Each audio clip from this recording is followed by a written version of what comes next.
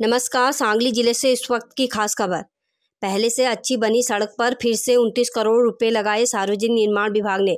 मिरज सुधार समिति ने दिया जिला अधिकारी को आवेदन की इस घटना की जांच हो, जबकि सांगली से लेकर मिरज तक का रास्ता यह इंटर स्टेट हाईवे पर है और जो अब तक तो 95% अच्छी स्थिति में है, लेकिन फिर भी लोग निर्माण विभाग द्वारा यानी PWD द्वारा 29 करोड़ रुपए के बारे में शिकायत की है। वरिष्ठ अधिकारी रविंद्र चौहान सहित अन्य वरिष्ठ अधिकारियों के सामने ही की। इस बारे में हमारे संवाददाता सुधीर गोखले ने मिरज सुधार समिति के मार्गदर्शक एड अल्लाह बख्श काजी से बात की। सांगली जिले से सुधीर गोखले की रिपोर्ट। करण्यात येत आहे।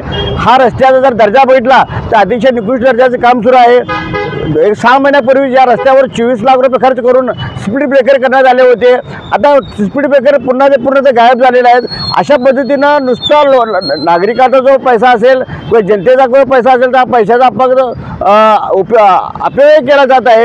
या संदर्भात मिरज सुधार समितीने अनेक वेळा या संदर्भात तक्रारी सुद्धा केल्या होत्या।